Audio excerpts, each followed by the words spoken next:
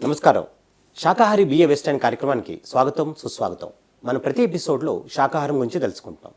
శాకాహారం ఎందుకు తినాలి, మాంసాహారం ఎందుకు తినకూడదు, శాకాహారం తింటే వచ్చే లాభాలేంటి, ఇవన్నీ అంశాలు మనం ఈ ఎపిసోడ్స్లో మాట్లాడుకుంటాం. మరి ఇవాళ మనం సత్యనారాయణ గారితో మాట్లాడుకుందాం. సత్యనారాయణ గారు పిరమిడ్ వాస్తు స్పెషలిస్ట్. సో ఆయన అడిగి మరి శాకాహారం అనే ఈ అంశం పైన ఆయనతో మాట్లాడుకుందాం. నమస్తే సార్. నమస్కారం అండి. Welcome to the show. Thank you అండి. ఎస్ సార్, మరి మానవ ఆహారం శాకాహారమా మాంసాహారమా? మానవ ఆహారం ఒక మాటలో చెప్పడం పూర్తిగా శాకాహారమే అండి. ఎస్. మాంసాహారం అనేది ఒక జీవిని చంపి తీసుకునేది, అది మాంసం. మనము జన్మ తీసుకునేటప్పుడు మనకు ప్రాణవాయువు బ్రహ్మరంధ్రం నుండి వస్తుంది. తర్వాత మనం భూమి మీదకి వస్తాం, జన్మ తీసుకుంటాం. మనం చేసే కర్మలను బట్టి అది మన ఫలాలను మనం అనుభవిస్తాం. అది డిఫరెంట్ టాపిక్. మాంసానికి వచ్చేసరికి ఏమవుతుందంటే, ఇప్పుడు నా పేరు సత్యనారాయణ. నేను లైవ్లో బతికున్నా కాబట్టి నా పేరు సత్యనారాయణ. ఈ దేహాన్ని వదిలిన తర్వాత నాకు పేరు ఉండదు. పబ్లిక్ ఏమంటారు, ఆ దేహం వదిలిన తర్వాత డెడ్ బాడీ వస్తుందా, పోస్ట్ మార్టం అయిందా, ఆ బాడీ ఎక్కడుంది అని అంటారు. కరెక్ట్. ప్రాణం వదిలిన తర్వాత ఆ దేహం ఏమవుతుంది, డెడ్ బాడీ అవుతుంది. కొంచెం లేటెస్ట్గా మాట్లాడాలంటే పార్థివ దేహం. పెద్ద పెద్ద వాళ్ళ దేహాన్ని వదిలినప్పుడు పార్థివ దేహం అని చెప్తారు. ఆ దేహాలని డిఫరెంట్ ఓ గంధపు చెక్కలల్లో కాల్చే వాళ్ళు ఉంటారు, గుంట తీసి పూడ్చే వాళ్ళు ఉంటారు. డిఫరెంట్. అదొక పద్ధతి. అయితే ప్రతి జీవికి కూడా గొర్రె, మేక, కోడి ఇవన్నీ కూడా వాటికి పేర్లు ఉంటాయి. అవి బతికుండగా వాటి పేర్లు పెట్టి పిలుస్తాం. వాటిని తినడానికి కోసం కోస్తారు. కోసిన తర్వాత వాటిని ఏమంటారు, మన తెలంగాణలో అయితే దట్టెమంటారు. దానికి ఒక్కొక్క ఏరియాలో ఒక్కొక్క పేరు పెట్టి పిలుస్తారు. ఆ డెడ్ బాడీని స్కిన్ తీసేసి దాన్ని ఒక డిఫరెంట్ పేరు పిలిచేస్తారు. ఇప్పుడు మానవ శరీరం దేహం వదిలిన తర్వాత దీన్ని ఎక్కడేస్తాం, శ్మశానానికి తీసుకెళ్తాం. అదే జంతు శరీరాన్ని, అది ప్రాణం మనం తీసేసిన తర్వాత దాని దేహాన్ని కూడా శ్మశానాన్ని పంపించాలి. కరెక్ట్. దాని శ్మశానం ఎక్కడుంది, మన పొట్ట. మన పొట్ట అంటే మన అందరి పొట్ట కాదు. మాంసం ఎవరైతే తింటున్నారో వాళ్ళది వాటికి శ్మశానం. కాకపోతే వండుకుంటారు, దాంట్లో మసాలాలు గిసాలాలు నోటి రుచి కోసం వండుకుంటారు, తింటుంటారు. సో ఆ జంతువుకు కూడా పిల్లలు ఉంటాయి, తల్లులు, పిల్లలు. వాటికి కూడా ఒక కుటుంబ పరివారం అనేది ఉంటుంది. మన కుటుంబ సభ్యులు, మన మిత్రులు ఎవరో ఒకరు దేహం చాలిస్తే మనం ఎంతో బాధపడతాం. చూడండి, జంతువులకు ఎంత ప్రేమ ఉంటుంది చూడండి. మనం ఇప్పుడు సోషల్ మీడియాలో చూస్తున్నాం, ఒక కోతి తన పిల్లల్ని ఏ విధంగా ఆహారం తీసుకొస్తుంది, పక్షి ఏ విధంగా ఆహారం తీసుకొస్తుంది, వాటిని ఏ విధంగా ప్రొటెక్ట్ చేస్తుంది. కోడి తన పిల్లల్ని కాపాడుకోవడం కోసం గద్ద వస్తుందని చెప్పేసి పిల్లల్ని రెక్కల కింద పెట్టుకుని ఏ విధంగా కాపాడుకుంటుంది. అంటే దీన్ని బట్టి వాటికి ప్రేమ ఉంది కదా. జంతువులకు కూడా ప్రేమ ఉంది. కాకపోతే వాటికి మాటలు రావు, చేతులు లేవు. కానీ వాటికి కూడా మనసు ఉంది కదా. వాటి సంతతిని మనం హత్య చేస్తే అది ఎంత పెద్ద పాపం. చేయడం కాకుండా మన పొట్టని శ్మశానం చేస్తున్నాం. జంతువుల శ్మశానం. జంతువుల శ్మశానం ఎక్కడుందయ్యా అంటే, మాంసాహారం తీసుకునే వారి పొట్ట ఏదైతే ఉందో అది జంతువుల శ్మశానం. వాటికి ఒక స్థావరం ఇచ్చినాం మనం వాటి శ్మశానాన్ని. చంపడం మహాపాపం. ఏ జీవిని కూడా చంపే హక్కు మనకు లేదు. మరి చాలామందికి, కొంతమందికి ఒక బిలీఫ్ సిస్టమ్ ఉంది సార్. అంటే వాళ్ళు ఏమనుకుంటారంటే, అమ్మవారి ముందు బలి ఇచ్చేస్తే మంచిది, మరి వేరే వేరే దేవతల ముందు మరి చాలామంది బలి ఇస్తూ ఉంటారు. ఎందుకు ఇస్తున్నారు బలి అంటే కనుక, ఏదో మా కూతురికి పెళ్లి జరగాలని, లేకపోతే మా అబ్బాయికి ఉద్యోగం రావాలని, మరి బలానా కోరికల కోసం మరి బలి ఇచ్చేస్తూ ఉంటారు. ఇది ఎంతవరకు సబబు అంటారు? బలి అనేది మనకు ఈ కలియుగంలో, బలి సిస్టమ్ కలియుగంలో వచ్చింది. ఒకరు చేసినాక దాన్ని ఆచారంగా మలుచుకోవడం జరిగింది. ఇప్పుడు ఒక పద్ధతి అండి, మీరు మంచి ఒక సిస్టంలో జీవన విధానం కొనసాగిస్తున్నారు. మేమేం కోరుకుంటాం, మీ లైఫ్ స్టైల్ కావాలని కోరుకుంటాం, మిమ్మల్ని ఆచరిస్తాం. మీరు ఏది చెప్తే అది మీరు సక్సెస్ అయినారు కాబట్టి మిమ్మల్ని ఆచరిస్తారు వాళ్ళు. మొట్టమొదట ఎవరైతే బలి చేసి, నేను బలి చేయబట్టే నాకు మంచి జరిగింది అని ఎవరైతే ఈ సంకేతాన్ని బయటికి పంపించారో, ఆ విధంగా పోతూ వచ్చింది తప్పితే బలి చేసే విధానం అనేది మన శాస్త్రంలో లేదు. ఏ జీవిని కూడా చంపే హక్కు ఎవరికి లేదు. ఏ అమ్మవారు కూడా అమ్మవారు తన బిడ్డల్ని తనకు బలి చేయమని అడగదు. అమ్మవారు మనకి ఏ విధంగా అయితే ప్రొటెక్ట్ చేస్తుందో ప్రతి జంతువులకు ప్రొటెక్ట్ చేస్తుంది. కరెక్ట్. ఇంకోటి వనదేవతలు అంటాం మనం. వనదేవతలు అనేది మన దేశాచారంలో ఉంది. ఎందుకు వనదేవతలు అంటే అక్కడ ఉన్న వనాలని, అక్కడ ఉన్న జంతు జీవరాశులను అన్నింటినీ కాపాడడం కోసం వనదేవతకు ప్రార్థన చేస్తాం. అటువంటి వనదేవత, అటువంటి గ్రామ దేవత, అటువంటి దేశ దేవత ఏ ప్రాణిని కోరుకోదు. ఇది ఏమవుతుందంటే కొంతమంది చేసిన విధి విధానాలు ఏవైతే ఉన్నాయో దాన్ని రాను ఆచారంగా మారిపోయింది తప్పితే ఎట్టి పరిస్థితుల్లో శాస్త్రంలో బలి తీసుకోవాలనే విధానం అయితే లేదు. ఇంకా ముందుకెళ్తే మన ఈ శాకాహార ర్యాలీలు అనేది మన పిరమిడ్ స్పిరిచువల్ సొసైటీస్ మూవ్మెంట్లో మరి బ్రహ్మశ్రీ సుభాష్ పత్రిజీ గారు మొదలుపెట్టారు 30 సంవత్సరాల క్రితం. మరి శాకాహార జగత్ కోసం ఆయన ఎంతో తాపత్రయపడ్డారు. మన పిరమిడ్ మాస్టర్స్ అందరూ ఇప్పటికీ కూడా మరి ఎన్నో శాకాహార ర్యాలీలు తీస్తూ ఉంటారు. అని శాకాహార ర్యాలీ తీయడం వల్ల వచ్చే లాభాలు ఏంటంటారు? మొట్టమొదట బ్రహ్మశ్రీ పత్రిజీ గారికి వారు మనతోటి అంటే ఫిజికల్గా లేరు, కానీ మన మనసులో ఉన్నాడు, మైండ్లో ఉన్నాడు. కొంతమంది గురువులు వెళ్తూ వెళ్తూ వాళ్ళు ఎందుకు వచ్చారో వాళ్ళు తెలుసుకొని వచ్చిన పని పూర్తి చేసిన తర్వాత వారి దేహాన్ని వాళ్ళు వదిలేసి వెళ్తారు. ఈ సందర్భంలో పత్రిజీ గారిని మనం గుర్తు చేసుకుంటున్నాం. వారు చేసిన గొప్ప పని ఏంటంటే ఎంతోమందిని శాకాహారులుగా తీర్చిదిద్దడం జరిగింది. అంటే ఎంతోమంది శాకాహారులను తీర్చిదిద్దిండంటే ఎన్నో జీవుల్ని కాపాడింది. ఇప్పుడు చూడండి, మనం ఎవరికైనా చిన్న దాన ధర్మం చేస్తే నీ కడుపు చల్లకుండా నువ్వు బాగుండని పొగుడతారు. పక్షుల బ్లెస్సింగ్స్ అంటే జీవరాశుల బ్లెస్సింగ్స్ పత్రిజీ గారు చూస్తున్నాడు. ఆయన చేసిన పని ఆయన ఉన్నప్పుడు, వారు చూడకపోవచ్చు, ఇప్పుడు అన్నీ చూస్తున్నాడు. ఇది కంటికి కనిపించదు ఎవరికి, చెప్పడానికి కూడా దొరకని అంశం.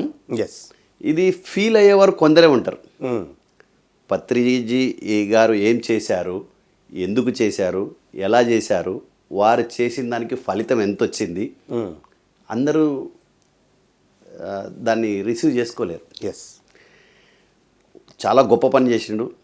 ఇంకొకటి ఏంటంటే మాంసం తినకుండా, మాంసం చూడండి, అడవిలో పులి ఉంటుంది, పులి సింహం ఉంటుంది, దాన్ని ఏమంటాం, అడవికి రారాజు అంటాం. అడవిలో అన్నిటినీ కనపడ్డ జంతువుని కొట్టేసి తింటుంది. మృగం అంటారు దాన్ని, మృగజీవి అంటారు. అది అడవిలో ఉండి జంతువులు తింటుంది. మనం జనాల మధ్యలో ఉండి మనం జంతువులు తింటున్నాం. అది ఒక మృగం అయితే, అడవి మృగం అయితే, మనం మానవ మృగం. మనం వాటిని మృగంలాగా ప్రాణం తీసి ముక్కలు చేసి ఆయిల్లో డిఫరెంట్ ఫ్రైలు చేసి డిఫరెంట్ టేస్టులతోటి వాటిని మనం ఆస్వాదిస్తున్నాం. మనకు గీతలో కృష్ణ భగవానుడు చెప్పినట్టు ఏ కర్మకు ఆ ఫలమే వస్తుంది. ఎవరైతే ఆ కార్యక్రమం నిర్వహించారో వాళ్ళు ఖచ్చితంగా మళ్ళీ ఒక జీవరాశిగా జన్మనెత్తాలి. మళ్ళీ అతను కూడా ఇంకొకరి చేతిలో బలి కావాలి. ఇది చక్రం. మామిడి చెట్టు పెడితే మామిడికాయలే వస్తాయి, నిమ్మ చెట్టు పెడితే నిమ్మకాయలే వస్తాయి. మనం మృగాలను తింటే మనం మృగం లక్షణాలు వస్తాయి. ప్రకటనలు మీవి, ప్రచారాలు మావి, జీవితంలోని వెలుగులందరివి. పిఎంసి తెలుగు ఛానల్లో మీ యాడ్స్ కోసం సంప్రదించవలసిన ఫోన్ నంబర్స్. కానీ ఇక్కడ మనం శాకాహార ర్యాలీ చేయడం వల్ల వచ్చే లాభాలు ఏంటంటారు? ర్యాలీ అంటే పత్రిజీ ఏం చేశారంటే ఈ ప్రజల్లోకి ఈ విషయాన్ని వెళ్ళిపోవాలి, ప్రజలకు తెలియాలంటే ఈ ఎవరైతే శాకాహారులు ఉన్నారో వీరందరూ కూడా మేము శాకాహారులం, మీరు కూడా శాకాహారిగా మారండి, మా ఆరోగ్యం బాగుంది, మీ ఆరోగ్యం కాపాడుకోండి అని చెప్పేసి ర్యాలీలు చేసేది ఏమంటే ఒక సంకేతం. ఇంట్లో ఉన్న ఒక అమ్మ, ఒక బ్రదర్ వాళ్ళంతా ఏం చేస్తారు, బయటకు వచ్చి చూస్తారు, అక్కడ ఏదో ర్యాలీ పోతుందంట అని ఒక టాపిక్ మైండ్లో వచ్చేస్తుంది. ఒక 10 మందో 50 మందో గుంపు కనపడగానే ఏం జరుగుతుందనే తెలుసుకోవాల్సిన కుతూహలం ప్రతి ఒక్కరిలో ఉంటుంది. సమూహం కనిపించేసరికి అలాంటి కుతూహలం ఉంటుంది.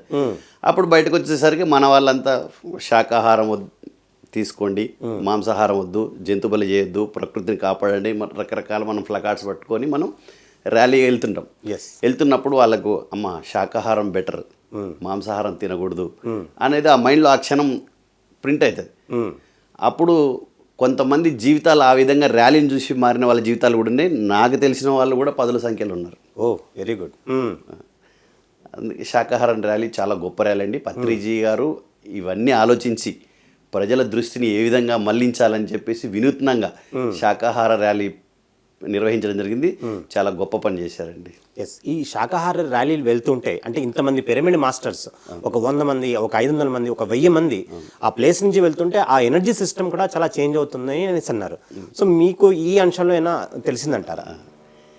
ఎనర్జీ సిస్టమ్ అంటే ఎలా ఉంటుందంటే అండి, ప్రతి మనిషికి ఒక ఆరా ఎనర్జీ అనేది ఒకటి ఉంటుంది. ఎస్, ఆరా అంటే కాంతి వలయం అంటాం. మనిషి చుట్టూ ఆరా ఉంటుంది. కరెక్ట్.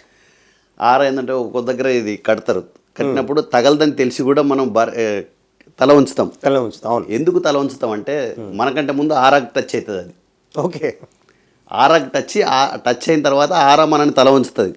ఓకే, అర్థమైందండి. ఈ శాకాహారం తినే వాళ్ళందరి దగ్గర ఆరా ఎనర్జీ ఉంటుంది. శాకాహారుల దగ్గర ఆరా ఎనర్జీ ఉంటుంది. ఎందుకంటే మృగం ఎనర్జీ లేదు కదా, పాజిటివ్ ఎనర్జీ వచ్చేసింది. ఎస్, అక్కడ ఏంటంటే పాజిటివ్ వైబ్రేషన్స్ విపరీతంగా ఉంటాయి అన్నమాట. వాటిని మనం పరిశీలన చేయొచ్చు. ఓకే. ఇప్పుడు ఆధునికంగా ప్రజలకు ఏం కావాలి? ప్రూఫ్ కావాలి. ఎస్, వాటిని సైంటిఫిక్గా ప్రూఫ్ చేస్తానికి కూడా కొంతమంది సైంటిస్టులు పరిశోధనలు చేస్తున్నారు. ఇవన్నీ సనాతన ధర్మం నుంచి వచ్చినవి. వాటిని ఆధారంగా చేసుకొని కొన్ని పరికరాలు మనకు తయారు చేసి ఆరా ఎనర్జీ ఇన్ని మీటర్లు ఉంటుంది, ఇన్ని సెంటీమీటర్లు ఉంటుంది, ఈ విధంగా కొలవచ్చు. కొన్ని గాడ్జెట్స్ కూడా తయారు చేసి మనకు అందియడం జరుగుతుంది. కొంతమంది శాస్త్రవేత్తల కృషి. ఎస్, ఎంతో అద్భుతంగా చెప్పారు సార్. అంటే ఈ ఆరా అన్న ఇంత వ్యక్తులు ఒక్కసారి శాకాహార ర్యాలీ చేస్తే కనుక ఆ ఆరా కథ సిస్టమ్ కూడా చేంజ్ అవుతుందని చాలా అద్భుతంగా చెప్పారు. ఎస్, అంటే చాలామంది ఈ మధ్యన కోడిగుడ్డు తింటూ ఉంటారు. మేము ఇక్కడ వెజిటేరియన్ కాదు ఎగిటేరియన్ అని కూడా కొత్త పదాన్ని మన ఇంగ్లీష్ డిక్షనరీ కూడా ఇంట్రడ్యూస్ చేశారు. అంటే మరి ఈ ఎగిటేరియన్ లేదా ఈ ఎగ్ తినే వాళ్ళు ఎవరైతే ఉన్నారో మరి వీళ్ళని ఏ దీంట్లోకి తీసుకోవాలంటారు? అంటే ఏ సిస్టంలోకి తీసుకోవాలంటారు? అంటే శాకాహారుల కింద తీసుకోవాలంటారా, మాంసాహారం కింద తీసుకోవాలి? అసలు గుడ్డు శాకాహారమా మాంసాహారమా? భగవంతుడు మనందరినీ సృష్టించాడు. 84 లక్షల జీవరాశులు సృష్టించినాడు. మనం పిల్లలకు సంతానం జన్మనిస్తుంటాం. కొన్ని ఆ విధంగా జన్మనిస్తుంటే కొన్ని గుడ్డు రూపంలో జన్మనిస్తాయి. ఎస్, అసలు ఆ పక్షి గుడ్డు ఎందుకు పెడుతుంది? ఆ జీవి గుడ్డు ఎందుకు పెడుతుంది? ఆ గుడ్డులో నుంచి పిల్ల ఎందుకు వస్తుంది? ఎస్, పిల్ల రావడం కోసమే కదా గుడ్డు వచ్చింది. కరెక్ట్. గుడ్డుని ఏమంటాం మనం? అండ. పిల్ల రావాలి కాబట్టే తల్లి గర్భం నుంచి గుడ్డు వచ్చింది. పిల్ల కోసమే గుడ్డు వచ్చింది. ఎస్, ఆ గుడ్డుని సంహరించే అధికారం, అంటే దాన్ని డ్యామేజ్ చేసే అధికారం మనకు లేదు ఫస్ట్. అందుకోసమే ఆ గుడ్డును తినడం కూడా తప్పే. అది అంటే పాపం. తప్పంటే తప్పు అంటే ముందు పాపం. ఎస్, ఎందుకంటే ఒక జీవి రాకుండా ఆపుతున్నాం. ప్రతి ప్రాణి కూడా దేహం వదిలేసిన తర్వాత ఇంకొక దేహాన్ని తీసుకోవాలి. అది పక్షి కావచ్చు, కుక్క, నక్క, ఎనీ జీవి. ఎస్, ఆ దేహాన్ని వదిలిందంటే ఇంకొక దేహాన్ని తీసుకోవాలి. అది వచ్చే దేహానికి ఆ అండాన్ని ఎంచుకుంటుంది ఆ దేహం, ఆ ప్రాణం. ఈ అండాన్ని మనం తినేస్తాం.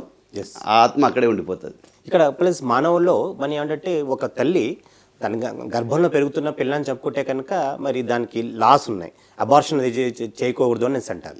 కానీ ఇక్కడ ఈ గుడ్డు ఏవైతే కోడి పెట్టినా లేకపోతే పక్షి పెట్టినా కానీ గుడ్డు మనం తినేస్తున్నాం. సో ఈ రకంగా మరి చాలా ఇబ్బందికి చేస్తున్నట్టు లెక్క. అంటే వాటికి మూగజీవులకి ఎవరు చెప్పేవాళ్ళు లేరు కాబట్టి మరి మానవుడు ఇష్టం వచ్చేది చేస్తున్నా అనేసి అంటారా? అయితే యాక్చువల్గా ఈ విషయం మీద మనం కొంతమంది మన పెద్దలు ప్రవచనాల్లో కూడా చెప్పారు. చెప్పిన తర్వాత ఏం జరిగిందంటే కొంతమంది హేతువాదులు ఉంటారు, వాళ్ళని టార్గెట్ చేసి కామెంట్ చేయడం, గుడ్డు తింటే ఏమైంది అంటే ఎవరిని తినొద్దని చెప్పలేదు. తింటే అది మీ ఇష్టం. గుడ్డు తిన్ను, మాంసం తిను, ఇంకేదైనా తిను. అది బాగలేదు అంటే దాంట్లో అద్దుకొని తింటా అంటే అది వాళ్ళ ఇష్టం. బట్ శాస్త్రం ఏం చెప్తుందంటే తప్పు చేయొద్దు అని చెప్తుంది. ఇష్టమైన వాళ్ళు స్వీకరిస్తారు. ఇప్పుడు మీకు మాంసం తినొద్దు అనిపించింది, మీరు తినలేదు, సేఫ్. మీరు మీ వంశం సేఫ్. నేను అలాగే తింటా, ఉమ్, నాకు అదే ఇష్టం, నాకేం కాలేదు అంటే వాళ్ళ వంశం వాళ్ళు అర్థం చేసుకోవాలి. ఎస్ ఇంతకుముందే చెప్పుకున్నాం మనం, ఏ వృక్షాన్ని అయితే నాటుతామో అదే ఫలం వస్తుంది మనం. ఎస్ సత్కర్మ చేస్తే సత్కర్మ బ్యాలెన్స్ షీట్ మన అకౌంట్లో ఉంటుంది, దుష్కర్మ చేస్తే దుష్కర్మ బ్యాలెన్స్ షీట్ మన అకౌంట్లో ఉంటుంది. ఎస్ ఏది కావాలో ఫ్రీ విల్. మనకు భగవంతుడు ఏం చేశాడంటే అన్ని ఇచ్చిండు, మంచి ఇచ్చిండు, చెడు ఇచ్చిండు.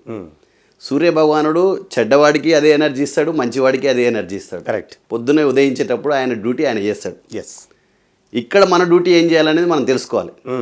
మనకు మనసు ఉంది, బుద్ధి ఉంది, గురువులు ఉన్నారు, అన్ని మార్గాలు ఉన్నాయి. మనం ఎస్ వాటిని అన్వేషించకుండా మూర్ఖంగా ప్రయాణం చేసినప్పుడు మనం వాళ్ళని ఏం చేయలేం. ఎస్ దీనికి పొద్దున్నే వేరే వాళ్ళు వస్తారు. పిరమిడ్ ఛానల్లో పత్రిజీ గారు మాంసం తినొద్దన్నాడు, నేను మాంసం తింటేనే దృఢంగా ఉంటా, పత్రిజీ గారు తినొద్దన్నాడు అని చెప్పేసి రేపు పొద్దున్నే ఇంకొకరు బయటకు వచ్చారు. సోషల్ మీడియా అలా తయారైపోయింది. ఎస్ కాబట్టి ఏం చేయాలంటే కనీసం మీరు అలవాటు ఉంది, ఈ ఏజ్ వచ్చేసింది, మానలేదు, కనీసం మీ పిల్లలకైతే మాంసం టేస్ట్ తెలియదు కదా, ఎస్ కనీసం వాళ్ళని కాపాడండి. ఎందుకు వాళ్ళని కాపాడమని చెప్తున్నంటే నేను అందరి తల్లిదండ్రులకు చేతులెత్తి వాళ్ళ పాదాలకు కూడా నమస్కరిస్తున్నా. ఎందుకు పిల్లల్ని కాపాడమంటే, మాంసాహారం నుంచి కాపాడాలంటే చూడండి, మన ప్రజలు, ప్రభుత్వాలు కానీ సైంటిస్టులు కానీ సర్వేలు చేసి సర్వే రిపోర్ట్ ఏదైనా చెప్తే అది మీడియా ప్రచురం చేస్తే ప్రచురణ చదివి అప్పుడు నమ్ముతారు. ఇంకొక సర్వే మీరు చేయాలి. పిరమిడ్ ఛానల్ ద్వారా పత్రిజీ వారు ఆ టైంలో చేయలేదు, అది ఎందుకు చేయలేదో, ఎవరి ద్వారా చేపియాలనుకున్నాడో ఆయన ఒక పెట్టిపోయి ఉంటాడు. ఎస్ ఈ పిరమిడ్ ఛానల్ ద్వారా మన 2 తెలుగు రాష్ట్రాలు తీసుకుందాం. ఎస్ నేరస్తులు ఎక్కడి నుంచి వస్తారు? నేరస్తుల లక్షణాలు చూడండి. ఎస్ మద్యం, మాంసం. ప్రతి జైల్లో చూడండి, ప్రతి పోలీస్ స్టేషన్లో క్రైమ్ రేట్ చూడండి. క్రైమ్ రేట్లో నాన్ వెజ్ తినే వాళ్ళు ఎంతమంది ఉన్నారు, వెజ్ తినే వాళ్ళు ఎంతమంది ఉన్నారు. ఎస్ ఈ సర్వే చేయండి, ప్రాక్టికల్ సర్వే. ఇది ఎవరు దీన్ని తీసేయడానికి లేదు, కాదనడానికి లేదు. మద్యం, మాంసం, గుట్కా, సిగరెట్ దురలవాట్లు ఉన్న ప్రతి ఒక్కరికి కూడా ఏమవుతుందంటే మైండ్ డిస్టర్బ్ అవుతుంది. ఎస్ వాళ్ళ నిర్ణయాలు కూడా స్పీడ్ ఉంటాయి, వాళ్ళు తీసుకునే నిర్ణయాల స్పీడ్ ఉంటాయి, వాళ్ళలో కోపం ఎక్కువ ఉంటుంది, ఎస్ వాళ్ళ ప్రవర్తన డిఫరెంట్ ఉంటుంది, ప్రతిదీ డిఫరెంట్ ఉంటుంది. దీని మీద సర్వే చేయండి. ఈ పిరమిడ్ ఛానల్ ద్వారా సర్వే చేసి రిపోర్ట్ అందియండి గవర్నమెంట్కి. ఎస్ మాంసం తినడం వల్ల ఎన్ని నష్టాలు ఉన్నాయి, మద్యం సేవించడం వల్ల ఎన్ని నష్టాలు ఉన్నాయి. ఎస్ మద్యం మీరు సేవిస్తే మీ యొక్క దేహం ఖరాబ్ అవుతుంది. అదే మాంసం తింటే మీ దేహం ఖరాబ్ అవ్వడంతో పాటు, చెడిపోవడంతో పాటు మీ పిల్లలు, మీ వంశము పాపం మూట కట్టుకోవాల్సిన పరిస్థితి ఏర్పడుతుంది. ఎస్ అందుకే మద్యం కూడా డేంజరే, కానీ మద్యం కంటే 100 రెట్లు మాంసం డేంజర్. ఎస్ నేచర్ని లవ్ చేయాలండి. మీరు పక్షులకు ఫీడ్ వేయండి, ఏ విధంగా తింటుంటే మనసు ఉల్లాసంగా ఉంటుంది. ఎస్ చేపలకు ఫీడ్ వేయండి, మనసు తృప్తి ఉంటుంది. కోతులకు ఫ్రూట్స్ పెట్టండి, మీరు ఒక్కసారి పెట్టి చూడండి. ఎస్ ఆవులకు పండ్లు పెట్టండి, గ్రాసం పెట్టండి. పెడుతుంటే అవి తినే సమయంలో మిమ్మల్ని ఏ విధంగా చూస్తే వాటి నేత్రాలు, మీ కళ్ళు వాటి కళ్ళల్లో పెట్టి చూడండి, ఎస్ మనసు కరిగిపోతుందండి. అలాంటి జీవిని మనం తిని కోసి వాటి పిల్లలు, వాళ్ళ వంశాన్ని అన్నిటి కూడా మనం పాపం కట్టుకుంటున్నాం. ఎస్ ప్రకటనలు మీవి, ప్రచారాలు మావి, జీవితంలోని వెలుగులందరివి. పిఎంసి తెలుగు ఛానల్లో మీ యాడ్స్ కోసం సంప్రదించవలసిన ఫోన్ నంబర్స్. పూర్తి అనుభవంతో, అంటే మేము శాకాహార కుటుంబం కాదు, మాది మాంసాహార కుటుంబం నుంచి వచ్చినాం. ఎస్ నేను శాకాహారిగా మారిన తర్వాత నేను మాంసాహారిగా ఉన్నప్పుడు ఎంత పాపం చేసినో ఆ పాపాలన్నీ తొలగిపోవడానికి కోసం నలుగురు నన్ను ఆదర్శంగా తీసుకొని మారితే నా గతంలో చేసిన పాపాలు తొలగిపోతాయని నలుగురు మారడం కోసం నేను ఈ విషయాన్ని చెప్తున్నాను పిరమిడ్ ఛానల్ ద్వారా. ఇంకొకటి ఏంటంటే పత్రిజీ ఎప్పుడో ఈ నిర్ణయం తీసుకున్నారు.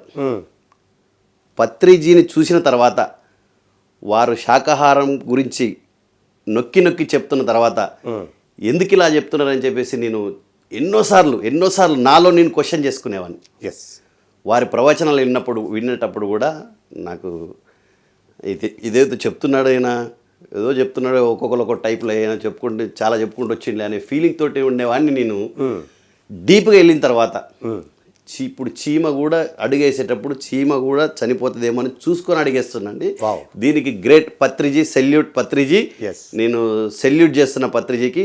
ఈ ప్రకృతిలో ఉన్న జీవుల్ని కాపాడడం కోసమే పత్రి గారు శాకాహార ర్యాలీ నిర్వహిస్తున్నారు. Yes. శాకాహారంలోకి మారుస్తున్నారు, ప్రాణుల్ని రక్షిస్తున్నాడు. Yes.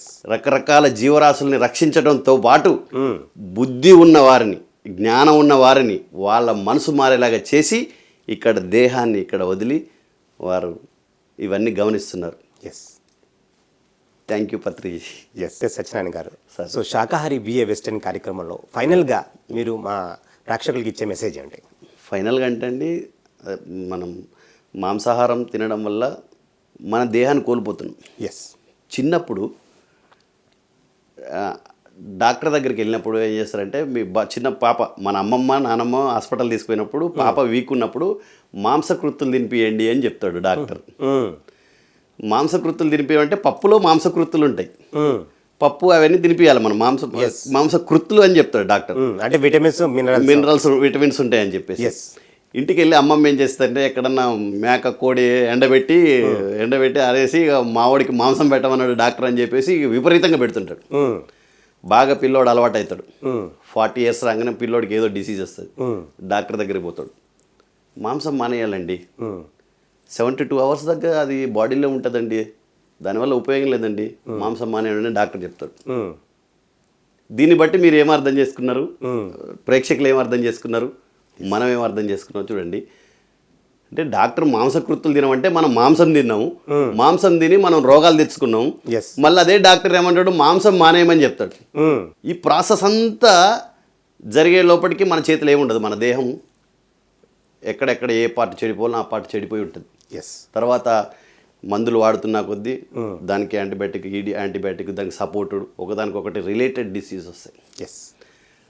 ప్రతి మనిషి చనిపోతాడండి, ఎవరు శాశ్వతం కాదు. చనిపోయే ముందు యవ్వన ప్రాయంలో ఎవరితోటి సేవ చేసుకోకుండా దేహాన్ని వదిలిపెట్టాలి. మంచంలో పడి వారితోటి సేవ చేయించుకొని కొడుకు విసుగు చెంద, కోడలు విసుగు చెంద, కూతురు విసుగు చెంద, వాళ్ళ జాబు డ్యూటీ వదిలిపెట్టుకున్న హాస్పిటల్ చుట్టూ తిప్ప, ఇది కదండి. దేహం వదిలేంత వరకు మనం ఇలాంటి బ్యాడ్ హ్యాబిట్స్ అన్నిటినీ వదిలితే, దేహం వదిలేంత వరకు బాడీ ఎనర్జీకి ఉంటుంది. సో అందరూ ప్రతి ఒక్కరు శాకాహారిగా అవ్వాలని 100% కావాలండి. ఇప్పుడు కాకపోతే తర్వాత ఎప్పటికో అవుతారు. ఇదంతా సైన్స్ ప్రూవ్ చేసి వీళ్ళకు సైంటిఫికల్ ప్రూఫ్స్ వచ్చిన తర్వాత వీళ్ళు చదివే వరకు, దాన్ని తెలుసుకునే వరకు వీళ్ళ దేహం అప్పటికే 90% పాడైపోతుంది. అప్పుడెప్పుడు పాటించే బదులు ఇప్పుడే పాటించమని చెప్తున్నాను. ప్లస్ పిల్లల్ని కాపాడండి. పుట్టబోయే పిల్లలు, గర్భిణీ స్త్రీలు కూడా మాంసాహారం తీసుకోవద్దు. పిల్లలు కూడా మాంసానికి అలవాటు పడతారు. మీరు చూడండి, గర్భిణీ స్త్రీలు, మాంసం అలవాటు ఉన్న స్త్రీల పిల్లలు కూడా మాంసానికి అలవాటు పడతారు. ఇప్పుడు కొన్ని కుటుంబాల్లో చూస్తే చాలా బాధాకరమేనండి. నేను ఎన్నో ఇళ్ళల్లో చూస్తాను పోతా. నా దగ్గర ఉన్న నాలెడ్జీ ప్రకారం నేను ఆ ఇంట్లో positive energy, negative energy check చేస్తాను. నేను నేర్చుకున్నంత వరకు, నేను గొప్ప అని చెప్పట్లేదు. ఆ ఇంట్లో అడుగు పెట్టగానే నాకు నెగిటివ్ ఎనర్జీ వస్తుందండి. అంటే మాంసాహారం తినే వాళ్ళ ఇంట్లో 100% ఇంట్లో అడుగు పెట్టగానే నెగిటివ్ ఎనర్జీ ఫామ్ అవుతుంది. ఆ ఇంట్లో నుంచి ఎంతసేపు బయటికి వెళ్ళాలా, ఎంత తొందర బయటికి వెళ్తే అంత మంచిదని చెప్పేసి అనిపిస్తుంది. సత్యనారాయణ గారు, మరి ఎంతో అద్భుతంగా మీరు శాకాహారి బిఏ వెస్టర్న్ కార్యక్రమంలో మరి ఎన్నో విషయాలు చెప్పారు. మరి ప్రతి ఒక్కరు శాకాహారిగా ఉండాలి. మీరు కూడా ఇవరకు మాంసాహారిగా ఉండేవారు, సత్యాన్ని తెలుసుకుని శాకాహారిగా మారారు. సో అంచేత మీరు ఈ ప్రచారం చేస్తున్నాను, అండ్ ప్రతి ఒక్కరు శాకాహారి కండి, నన్ను చూసి నేర్చుకోండి, నేను కూడా మాంసాహారిగా ఉండేవాడిని కానీ శాకాహారిగా అయ్యాను అన్నది మీరు అందరికీ కూడా మరి చిన్నప్పటి నుంచి కూడా ప్రతి ఒక్కరు శాకాహారిగా ఉండాలని మన తల్లిదండ్రికి చెప్తున్నారు. అలాగే మాంసకృతులు అంటే కనుక విటమిన్స్, మినరల్స్ అవి శాకాహారం ఫుడ్లోనే దొరుకుతుంది, దానికోసం మాంసాహారం తినక్కర్లేదు అని అద్భుతమైన మెసేజ్ ఇచ్చారు. మరి ఇంత జ్ఞానం ఇచ్చినందుకు మీకు ఎంత కృతజ్ఞతలు సార్. థ్యాంక్ యూ అండి. Thank you very much. So ఇదండి ఇవాళ శాకాహారి బిఏ వెస్టర్న్ కార్యక్రమం ఎపిసోడ్. ఇంకొక ఎపిసోడ్లో మళ్ళీ కలుసుకుందాం. అంతవరకు సెలవు.